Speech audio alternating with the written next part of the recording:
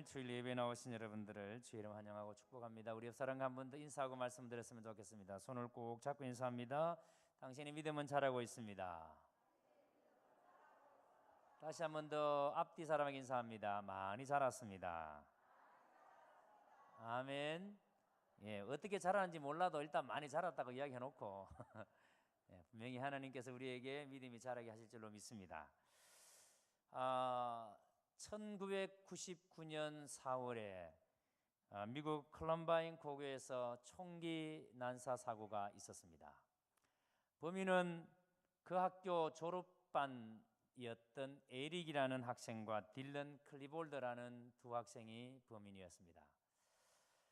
그런데 이 사고로 학생 12명, 교사 1명과 1명이 그 자리에서 총에 맞아서 죽었고, 그리고 24명이 부상당하는 그런 아주 끔찍한 사고였습니다. 그 이후에도 미국에서는 굉장히 많은 총기 사고가 학교에서 벌어지고 있고 지금도 계속해서 벌어지고 있습니다. 그런데 이 총기 사고의 범인 중에 한 명이었던 이 딜런 클리볼더라는 학생의 어머니가 얼마 전에 책을 한 권 냈습니다. 그 책의 제목이 나는 가해자의 엄마입니다. 지금 화면에 나오는 이 책입니다. 아마 사보신 분이 있는지 모르겠습니다. 그런데 이 책의 내용이 어떻게 우리 아이가 그렇게 가정에서는 집에서는 너무도 착했고 아주 순한 아이였는데 어떻게 이 아이가 괴물로 변했을까? 어떻게 이 아이가 총을 가지고 친구들 12명을 선생님 1명을 죽이는 끔찍한 괴물로 변했을까? 이 딜런 클리볼드의 어머니가 그 생각에 잠을 이루지를 못합니다. 자기가 생각하는 아들은 그런 아들이 아니었기 때문에 어떻게 우리 아이들이 이렇게 괴물로 변했을까? 그래서 어머니가 결심을 합니다. 우리 아이의 삶을 16년 동안 역으로 추적에 들어갑니다. 이 아이가 이 총기 사고 나고 그 자리에서 자살을 했거든요. 그러고 난 다음에 이 엄마가 역으로 이 아이의 삶을 역추적에 들어갑니다. 16년 동안이나. 도대체 우리 아이가 어디서 무엇이 잘못되어서 우리 아이가 괴물로 변했을까? 그런데 추적해가는 과정을 이제 이 책으로 엮어낸 내용이 책이 바로 나는 가해자의 엄마입니다 라는 책입니다. 그런데 이 책에 대해 이 책 내용 중에 아들에 대해서 이야기하면서 이렇게 시작을 합니다. 금발머리가 빛나 햇살이라 부른 아들이었습니다. 우리는 텔레비전 시청과 설탕이 많이 든 시리얼 섭취를 제한했고 책을 읽어주고 기도하며 아이를 재웠습니다. 종이접기를 잘하던 아이는 수줍음을 조금 탔지만 예의 바르고 친구들과도 잘 어울렸습니다. 자, 그러니까 엄마가 바라봤을 때 이 딜런 클라이벌드라는 아이는 너무나도 괜찮은 아이였습니다. 엄마가 잠자리 들기 전에 책을 읽어주고 그리고 항상 기도해주고 잠자리에 들었고 그래서 영적으로도 이 아이가 아무런 문제 없다라고 엄마가 생각했습니다. 왜냐하면 엄마는 늘 이 아이를 위해서 기도해 주었기 때문에. 그리고 이 아이는 성격적으로도 수줍음을 타기는 했지만 예의가 바르고 친구들과의 관계도 별로 나쁘지 않았다라고 엄마는 생각했습니다. 여기서 말하는 이 금발머리 빛나 햇살이라는 이 아이가 바로 딜런 클리볼드라는 아이입니다.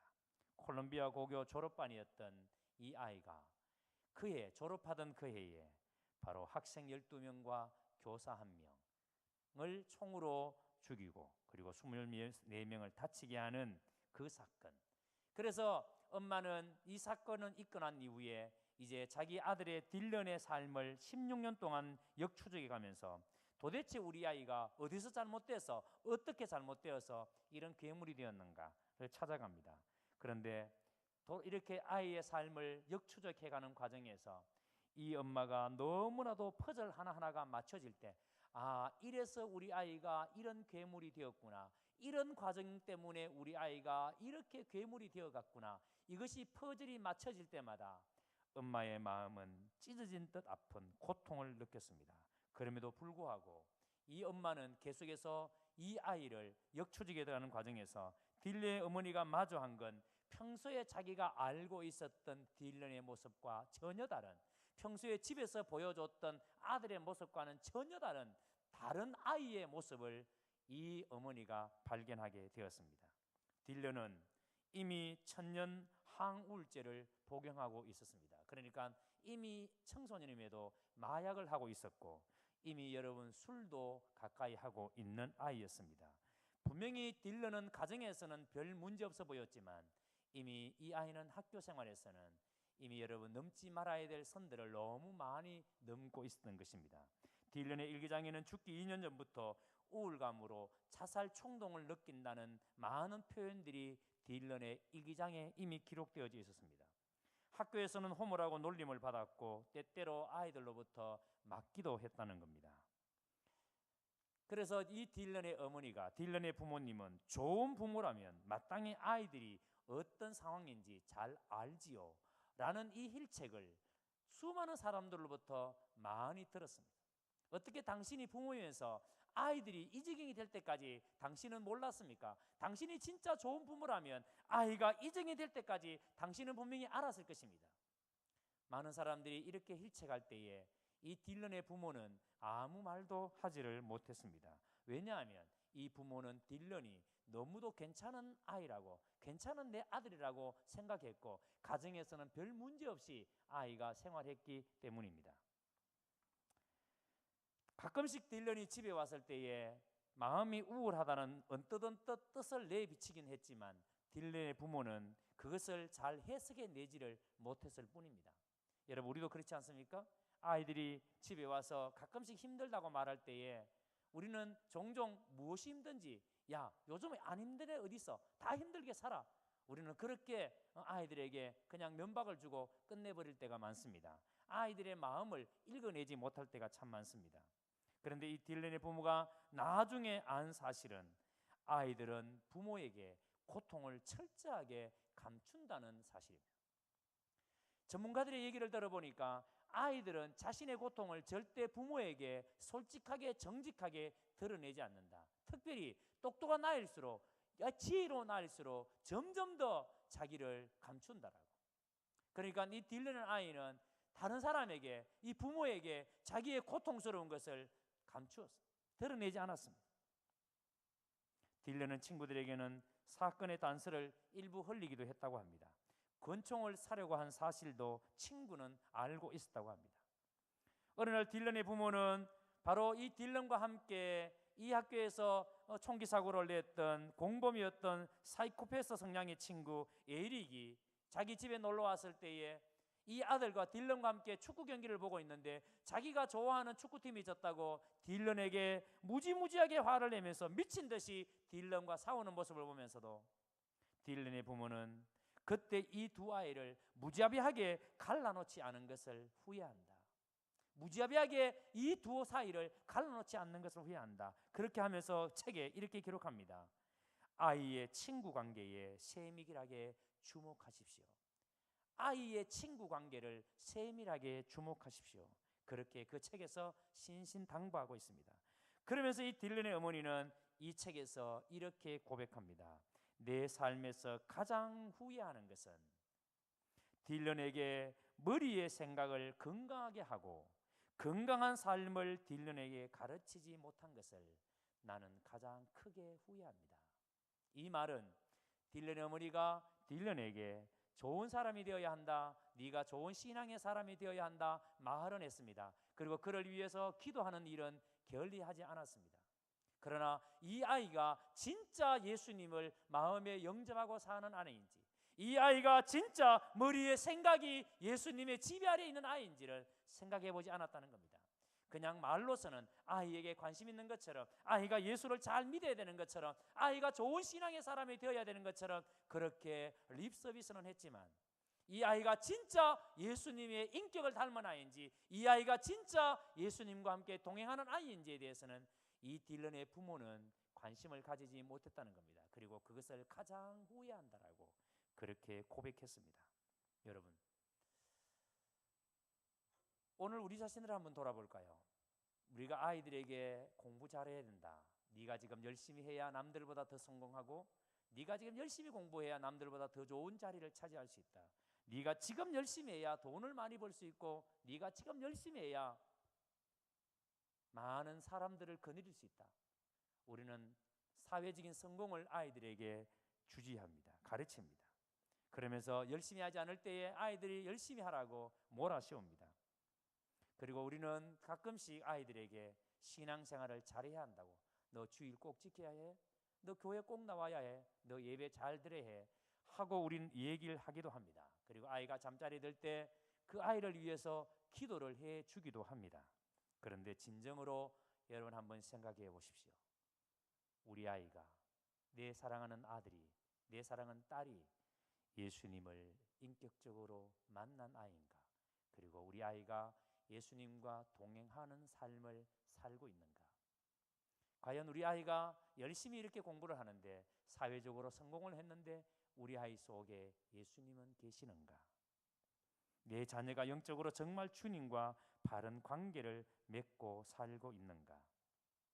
여러분 한번 정직하게 여러분 자신들에게 질문해 보십시오.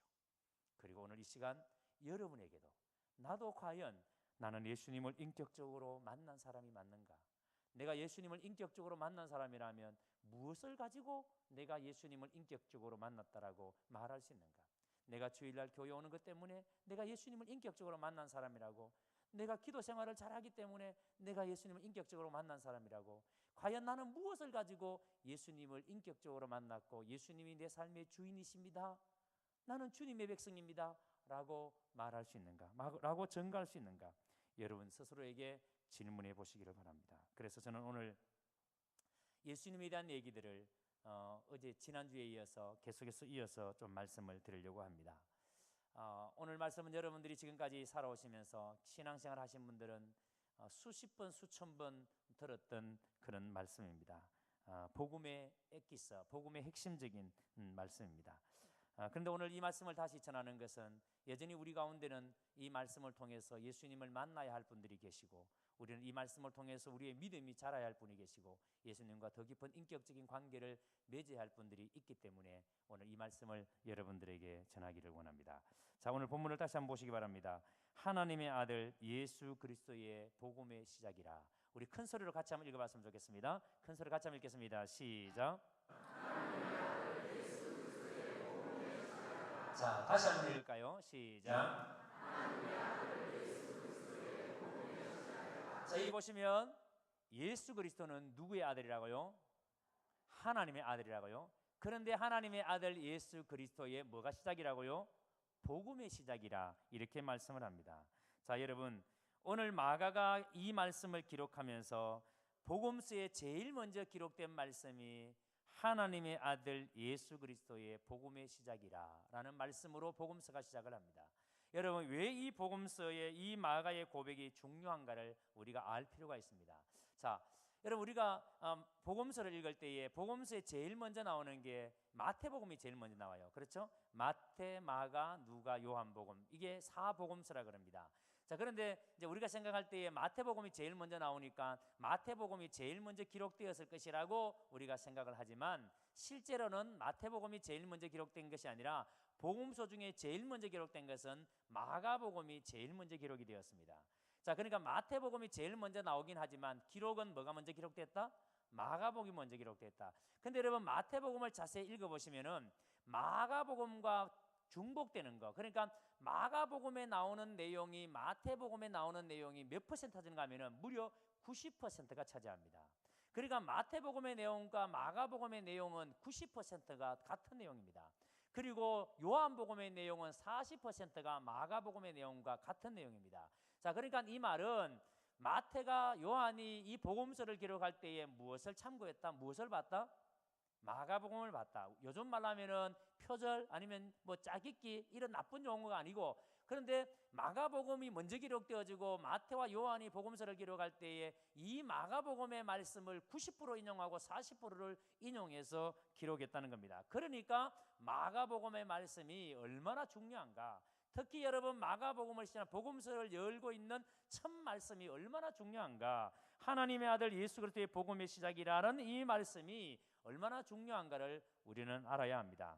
자, 그래서 마가가 복음서를 시작하면서 하나님의 아들 예수 그리스도의 복음의 시작이라, 예수는 그리스도시다, 예수는 하나님의 아들이다 라는 말씀으로 복음서를 시작합니다. 자, 먼저 여러분 우리가 여기서 한 가지 알아야 될 게 있습니다. 마가가 이 복음을 시작하면서 예수는 그리스도시다. 그리스도라는 말에 우리가 주목할 필요가 있습니다. 여러분, 그리스도라는 말은 기름 부음을 받은 자 이런 뜻입니다. 기름 부음을 받은 자. 여러분, 구약 성경을 읽어보시면 구약 성경에서 기름 부음을 받는 직분이 세 가지의 직분이 있습니다. 모든 사람에게 다 기름 붓는 것이 아니라 기름을 부어서 직분을 세우는 그 직분이 세 가지가 있습니다. 첫째가 뭘까요? 왕. 둘째, 제사장. 세 번째, 선지자입니다. 왕과 제사장과 선지자에게는 반드시 기름을 부어서 직분자로 세웁니다. 자, 왕은 많은 사람이에요.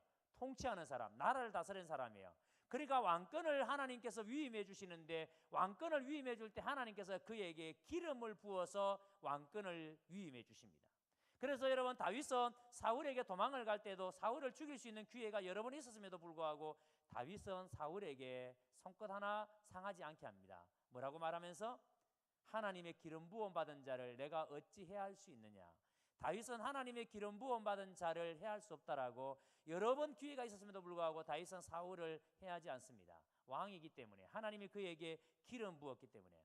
그러면 여러분, 제사장은 뭐 하는 사람입니까? 성전을 맡은 사람입니다. 하나님께 제사를 드리는 성전 맡은 사람입니다. 그러니까 하나님께서 성전 맡은 제사장에게 기름을 부어서 제사장의 사명을 감당해야 합니다. 선지자는 뭐 하는 사람입니까? 말씀을 맡은 사람입니다. 말씀을 맡았으니까 기름을 부어서 그 말씀 사역을 감당하게 하십니다.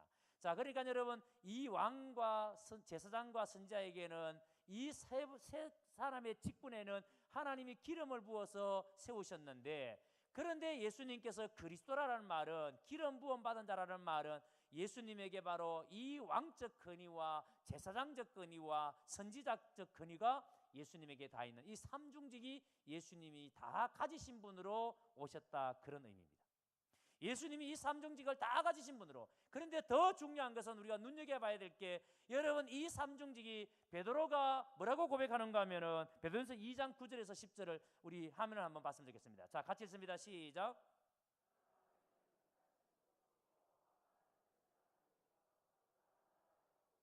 자, 거기까지. 그러나 너희는 택하신 뭐요? 족속이요, 우리가 다 하나님의 택하신 족속이요, 왕같은 제사장들이요, 거룩한 나라의 소유된 백성이니. 우리가 왕같은 제사장들입니다. 우리가 하나님의 나라의 소유된 백성입니다. 그러니까 예수님이 가져셨던 이 삼중직은 예수님을 믿는 모든 사람들에게 예수님께서 동일하게 이 삼중직을 다 주셨다는 의미입니다. 이걸 믿으십니까? 자, 우리가 여기에 있는 모든 분들이 다 예수를 믿는 사람이라면, 진짜 여러분들이 예수를 믿는 사람이라면 우리는 다 왕같은 뭐다? 제사장들이다. 우리는 그분의 소유된 백성이다. 자, 그런데 10절에 보세요. 자, 제가 읽습니다. 이는 너희를 어두운 데서 불러내어. 여러분, 원래 우리는 어디에 있던 사람들이란 말이에요? 어두운 데 있던 사람들. 우리는 죄악 가운데서 죄로 말미암아 영원히 멸망받을 수밖에 없는 그 상황에 있던 사람들이에요. 어두운 데서 불러내어 그의 기이한 빛에 들어가게 하신 이에, 우리를 어두운 데서 불러내어 그의 기이한 빛에 들어가게. 그래서 여러분, 우리는 주님께서 너희는 세상의 빛이니, 우리가 예수를 믿는 사람이라면 이미 우리에게 이 기이한 빛이 있는 사람들입니다. 그래서 이 빛을 말 아래 두지 아니하고 등경 위에 두는 것은 이 빛을 많은 사람들에게 비치게 하기 위해서. 그래서 그 다음 계속 10절을 떼어놔 보세요. 자, 10절의 하반절에 뭐라고 말합니까? 이렇게 들어가게 하신 이의 아름다운 덕을 뭐하게 하기 위해서? 선포하게 하기 위해서. 왜 우리를 거룩한 나라의 왕같은 제사장으로 삼으셨는가? 왜 하나님 나라의 소유된 백성이 되게 하셨는가? 이유는 아름다운 덕을 선포하게 하시기 위해서. 여러분, 이게 우리가 예수 믿는 사람의 가치, 이게 예수 믿는 사람의 여러분 삶의 모습이에요. 예수 믿는 사람은 왜 살아있는가? 하나님의 아름다운 덕을 세상에 뭐하기 위해서? 드러내기 위해서. 하나님의 아름다움을 우리를 통해서 이 세상에 드러내기 위해서. 그래서 여러분, 오늘 예수 믿는 사람이 들어가는 곳에는 여러분, 그 환경이 우리 예수 믿는 사람 때문에 변화되어져야 되죠. 달라져야 되죠. 예수 믿는 사람이 있는 곳에는 뭐가 달라도 달라져야 되죠. 예수 믿는 사람과 예수 믿지 않는 사람이 아무것도 다를 바가 없다면 왜 여러분 하나님께서 우리를 왕같은 제사장으로 삼으시고 왜 그의 소유된 백성으로 왜 삼으셨겠습니까? 하나님의 아름다운 덕을 드러내게 하기 위해서 우리를 하나님 나라의 소유된 백성으로 삼으신 것입니다. 믿으시기를 주의 이름으로 축복합니다. 그래서 예수가 그리스도라는 말은 이렇게 삼중직을 가지고 오셨고, 이 삼중직은 예수님을 믿는 모든 사람에게 다 주어졌다는 의미에서 중요합니다. 그 다음에 하나님의 아들이라는 말을 눈여겨보십시오. 예수님이 하나님의 아들이시다 그랬습니다. 자, 그러니까 예수님은 하나님의 아들이라는 말은 예수님이 육신으로만 이 세상에 오신 분이 아니라, 예수님이 이 땅에 오실 때 육신만 가지고 오신 분이 아니라, 예수님은 바로 신적으로 하나님으로 오셨습니다. 신성을 가지고 오셨습니다. 그래서 예수님은 우리에게 하나님을 가장 잘 보여주시고, 예수님은 우리를 하나님께로 완전하게 인도할 자이심을 증거하는 게 하나님의 아들이시다라는 말씀입니다. 그래서 예수님께서 제자들이 이렇게 말합니다. 주님, 우리에게 하나님을 보여주십시오 라고 물을 때 예수님 뭐라고 말했습니까? 나를 본 자는 하나님을 보았고, 예수님께서는 나를 본 자는 하나님을 보았다. 여러분, 예수님을 통해서 하나님을 만나지 못한다면 이 세상의 그 어떤 것으로도 우리는 하나님을 만날 수가 없습니다. 이걸 믿으시기를 주의 이름으로 축복합니다.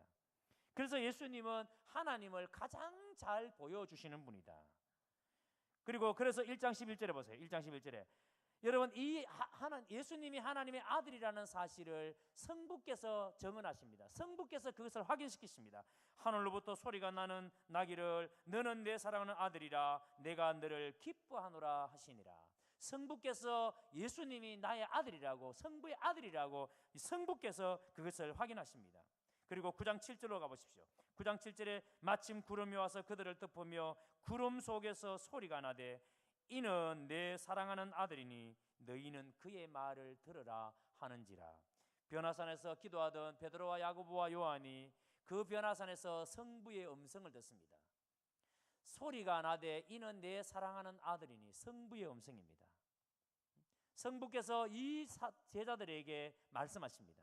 더 재미있는 것은 예수가 하나님의 아들이라는 사실을 귀신들도 알고 있었다는 것입니다. 3장 11절에 더러운 귀신들도 어느 때든지 예수를 보면 그 앞에 엎드려 부르짖어 이르되, 귀신들도 예수님을 보면 그 앞에 엎드릴 수밖에 없습니다. 엎드려 부르짖어 이르되 당신은 하나님의 아들이니이다. 당신은 하나님의 아들이니이다. 예수님이 하나님의 아들이라는 사실을 귀신들도 증언하고 있습니다. 심지어는 예수님께서 십자가에 달리실 때에 그 십자가 몹을 받고 할 때 총 지휘관이 백부장이라고 있습니다. 백부장. 백부장은 100명의 군사를 거느린 로마의 장교입니다. 그런데 이 백부장이 예수님이 십자가에 달려서 숨질 때에 이렇게 고백합니다. 15장 39절에 예수를 향하여 섰던 백부장이 그렇게 숨지심을 보고 이르되 이 사람은 진실로 하나님의 아들이었도다 하더라. 예수님을 십자가에 못 박였던 그 백부장도 예수가 하나님의 아들이었음을 증언했습니다. 여러분, 예수님은 하나님의 아들이십니다. 예수님은 단순하게 육신으로만 오신 분이 아니라 예수님은 신성을 가지신 분으로 오셨다는 사실을 여러분들이 믿으시기를 주의 이름으로 축복합니다. 여러분, 이것이 성경이 우리에게 가르치고 있는 말씀입니다. 그렇다면 왜 이렇게 신성을 가진 그리스도께서 왜 이 땅에 오셔야만 했을까요? 왜 이 예수님께서 우리 가운데 오셔야만 했을까요? 왜 이 신성을 가진 그리스도께서 왜 인간의 몸을 입으시고 우리 가운데 오셨을까요? 마가복음을 계속 읽어보시면 마가복음에서 아주 눈에 띄는 한 단어가 있습니다. 예수님에 대한 단어입니다. 그게 바로 인자라는 말씀입니다. 인자. 인자라는 말은 우리말로 하면은 그냥 사람의 아들 뭐 이런 뜻입니다. 그런데 왜 예수님을 가리켜서 인자라고 하느냐? 이 말의 의미가 굉장히 중요합니다. 인자라는 말의 뜻이 참 중요합니다. 여러분, 이 말씀은 예수님의 소명과 관련되어 있는 말씀. 왜 이 땅에 예수님이 오셨는가? 예수님의 소명과 관련되어 있는 말씀입니다. 그래서 8장 31절에 인자가 많은 고난을 받고 장로들과 대제사장들과 서기관들에게 버림받아 죽임을 당하고 사흘 만에 살아나야 할 것을 비로소 그들에게 가르치시되. 자, 잘 보세요. 이 8장 31절의 말씀이 가장 정확하게 복음에 대해서 아주 정확하게 표현되어져 있는 말씀이 이 8장 31절의 말씀입니다. 이 8장 31절의 말씀에 복음의 핵심이 다 들어 있습니다. 그래서 이 8장 31절의 말씀은 복음의 바로 핵심되는 말씀. 자, 복음의 핵심 뭐예요? 예수 그리스도의 고난. 인자가 많은 고난을 받고, 자, 예수님은 많은 고난을 받고 장로들과 대장들과 서기관들에게 버림받아 그다음 뭐 하고 죽임을 당하고, 고난을 받고 죽임을 당하고 그 다음에 사흘 만에 살아나야 할 것을 부활, 살아남. 여러분, 복음의 삼박자입니다. 예수님의 고난과 예수님의 죽음과 예수님의 살아나심. 자, 그렇다면 여러분, 왜 예수님은 이렇게 고난을 받아야 하고, 왜 예수님은 죽어야 하고, 왜 예수님은 다시 살아나야 할까요? 여러분, 왜 예수님은 이렇게 대제사장들로부터, 왜 장로들로부터 왜 버림받아야 될까요? 왜 그래서 십자가를 져야 할까요? 왜 여러분 죽었던 예수님이 다시 살아나야 할까요? 10장 45절에 인자가 온 것은 섬김을 받으려 함이 아니라 도리어 섬기려 하고 자기 목숨을 많은 사람의 무엇으로? 크게 무엇으로? 대속물로. 여러분, 예수님께서 이 땅에 인간의 모습으로, 인간의 몸을 가지고 신성을 가지신 분으로 이 땅에 오셔서 예수님께서 사람들로부터 버림을 받고 고난을 받고 죽임을 당하고 다시 살아나신 것은, 바로 예수님께서 이 땅에 오신 이유는 바로 이 대속물이 되기 위해서. 대속물이 뭐예요? 구약에는 인간의 모든 죄가 하나님 앞에 사함을 입어야 되는데, 그래서 여러분, 이 구약에는 짐승에게다가 이 인간의 죄를 다 전가시켜서 대제사장이 그 드려졌던 피를 가지고 속죄소에 들어갑니다. 그래서 하나님께서는 그 피를 보고 인간의 죄를 없다고 사하십니다. 그 속죄소에 흘러 뿌려졌던 그 피는 바로 인간이 죄를 대신 진 대속의 제물, 어린 양이 있습니다. 바로 예수님께서 그 대속의 제물이 되기 위해서, 우리의 모든 죄를 대신 지시기 위해서 대속물로 내어놓기 위해서, 그래서 예수님이 이 땅에 오신 것입니다. 이것을 예수님이 오시기 전 2000년 전에 이미 예수님에 대해서 예언한 선지자가 있습니다. 누구죠? 이사야라는 선지자입니다. 이사야 52장 13절에서 53장 12절에 보면은 예수님에 대한 예언을 이사야 선지자가 말씀을 합니다.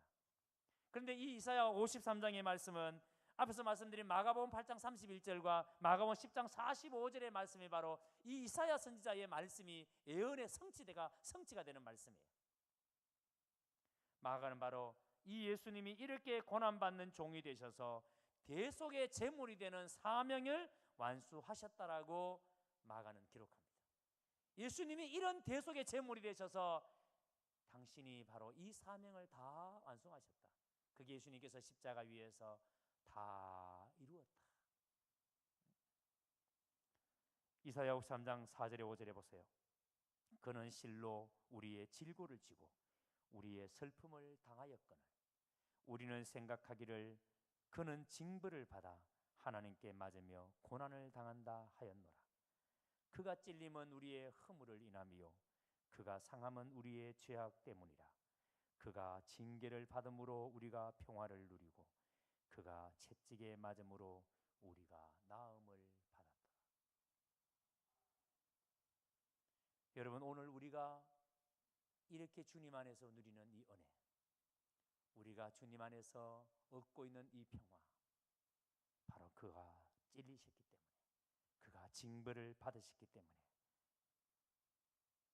그가 고난을 받으셨기 때문에, 그가 우리의 질고를 다 지시고 그가 우리 대신 슬픔을 당하였기 때문에.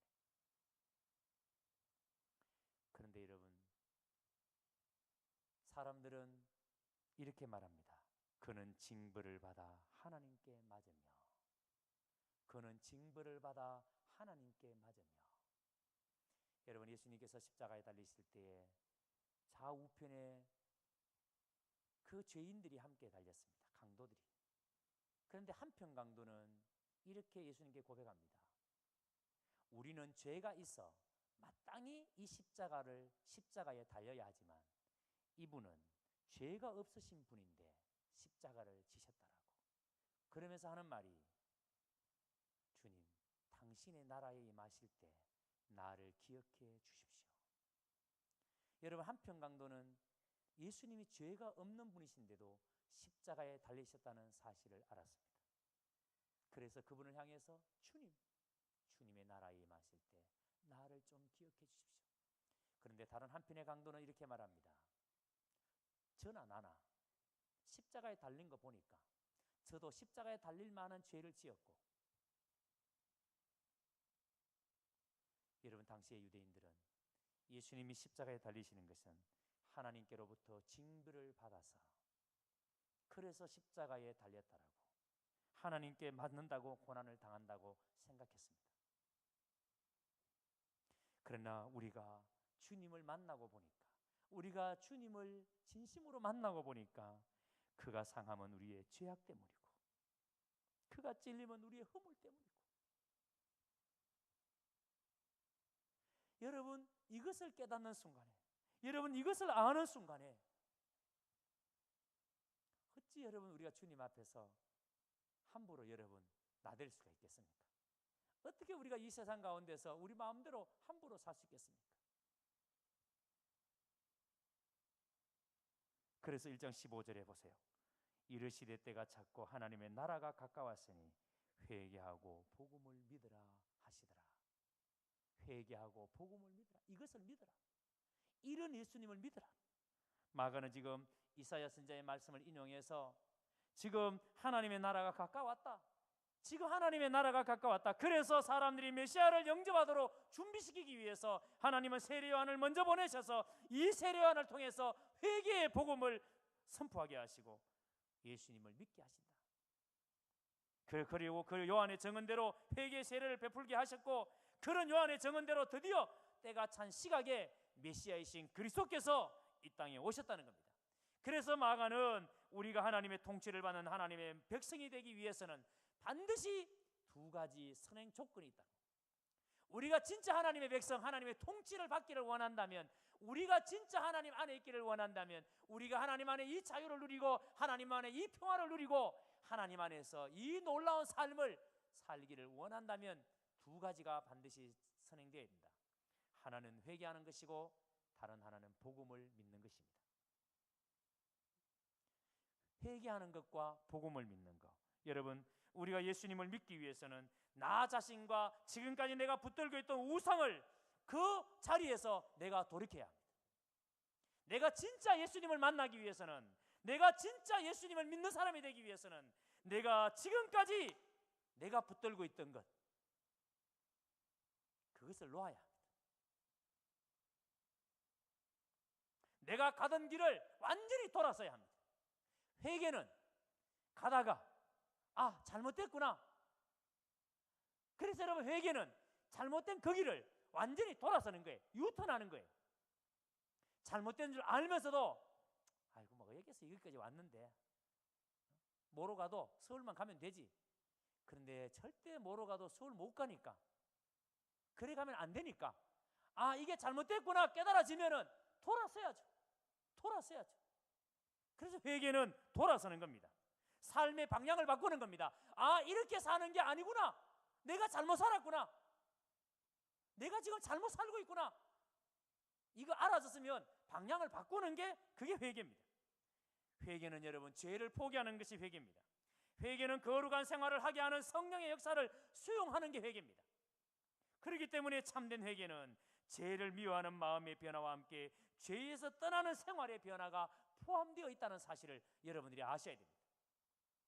그래서 여러분, 내가 진짜 회개한 사람인가 회개하지 않는 사람인가는 내가 죄를 얼마나 미워하느냐. 그래서 죄가 끊임없이 나를 시험하고 유혹하고 죄를 짓게 만든다 할지라도 그 순간순간마다 하나님 앞에 또 돌이키고 주여 내 육신이 연약하여 하나님 앞에 죄를 지었습니다. 또 돌이키고 죄를 미워해야지. 죄를 멀리해야 되지. 여러분, 회개는 단순하게 뉘우침이 아닙니다. 회개는 그냥 여러분 잘못했습니다 이 정도 아닙니다. 그냥 말로서 잘못했습니다 이 정도로 끝나는 게 아닙니다. 완전히 돌아서는 겁니다. 완전히 여러분 바뀌는 겁니다. 탕자를 보세요. 탕자가 제일 잘못한 게 뭐라 그랬습니까? 아버지를 떠난 거. 그게 제일 잘못한 거라 그랬습니다. 탕자가 제일 잘한 건 뭐라 그랬습니까? 아버지께로 돌아온 거. 자, 근데 여러분 탕자가 여러분 어느 날 아버지한테 아버지 재산 반은 내 거지요. 반은 형님 거고. 그러니까 그 반을 나한테 주세요. 세상에 여러분 그런 여러분 나쁜 놈이 어디 있습니까? 그런데 아버지는 그 탕자에게 그 둘째 아들에게 자기의 재산을 반을 떼어서 아들에게 줍니다. 근데 아들은 그 재산을 가지고 타국에 가서 허랑방탕하게 생활을 하다가 그 재산을 다 탕진해 버립니다. 한번 여러분 상상해 보세요. 내 주머니에 돈이 있으니까 얼마나 여러분 멋지게 살았을까요? 예? 얼마나 여러분 빚가번짝이 살았을까요? 내 주머니에 돈이 있으니까 내가 하고 싶은 거, 내가 누리고 싶은 거, 내가 먹고 싶은 거, 내가 놀고 싶은 대로 내 마음대로 다 해보는 거죠. 얼마나 여러분 폼이 났을까요? 돈이 있으니까 사람도 주변에 몰려옵니다. 친구라 그러면서 평생 너와 함께 하겠다라고. 그런데 어느 날 그렇게 허랑방탕하게 살다가 여러분 돈이 다 떨어졌습니다. 돈 떨어지니까 그렇게 여러분 친구 좋다고 쫓아다니는 사람들이 하나하나 다 도망갑니다. 그리고는 여러분 나중에 먹을 것조차 없습니다. 그래서 이제는 목숨은 붙어 있으니까 먹기는 먹어야 되니까 돼지가 먹는 쥐염 열매를 먹으면서 삽니다. 그러다가 어느 날 문득 든 생각이 내가 하늘과 아버지께 죄를 지었으니 이제 내가 아버지께로 돌아가자. 하지만 내가 무슨 양심으로 아버지께 돌아가서 아들이라 그러겠느냐. 내가 하늘과 아버지께 죄를 지었으니 아버지께 돌아가서 아버지 집에 있는 품꾼 중에 하나로 여김을 받자. 내가 아버지 집에 품꾼으로 살아도 아버지 집으로 돌아가자. 자, 그렇게 생각하고 아버지 집에 돌아왔습니다. 그런데 여러분 아직까지 길이 먼데도 불구하고 멀리서 아버지는 집 나간 아들이 돌아올 때까지 늘 대문 앞에서 아버지는 아들을 기다립니다. 그런데 어느 날 이 아들이 돌아오는 모습이 눈에 들어왔습니다. 아버지는 한숨에 달려가서 아들에게 입을 맞추고 신발을 신기고 가락지를 끼우고 집에 데려와서 목욕을 시키고 소를 잡고 잔치를 배설하고. 자, 여러분 그런 아들, 집 나갔다가 돌아온 이 아들, 이야 뭐라고 생각했을까요? 옛날처럼 교만하게 다시 고개 들고 아버지 또 재산 반 주세요 그럴 수 있을까요? 만약에 탕자가 회개한 사람이 아니라면 또 그랬을 거예요. 그러나 탕자는 돌아올 때에 나는 아버지 집에 품꾼의 하나라도 줬사오니 내가 하늘과 아버지께 죄를 지었으니 회개하고 돌아오니 아버지 집의 종으로 그러니까 여러분 이때부터 이 탕자는 어떻게 살았을까요? 우리가 상상이 되지 않습니까? 여러분 우리가 이 사랑을 경험하고 나면 이 하나님의 사랑을 경험하고 나면 이 주님의 놀라운 사랑을 경험하고 나면 절대 여러분 우리가 교만하게 살 수가 없어요. 내가 잘났고 내 능력이다 내 힘이다 말할 수가 없어요.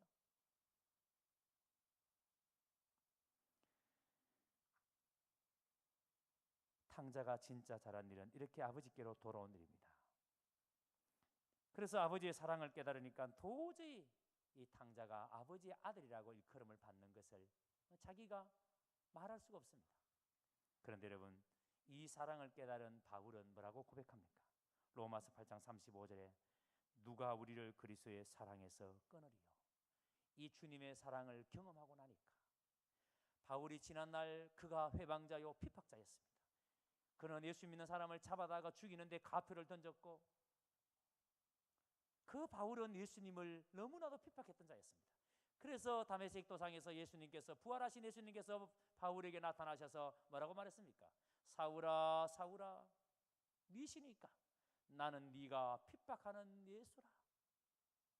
여러분 바울은 이전까지 한 번도 예수를 만난 적이 없지만 예수 믿는 사람들을 그렇게 핍박했고 예수님은 예수 믿는 사람을 핍박하는 것을 자기를 핍박하는 것이라고 말씀했습니다.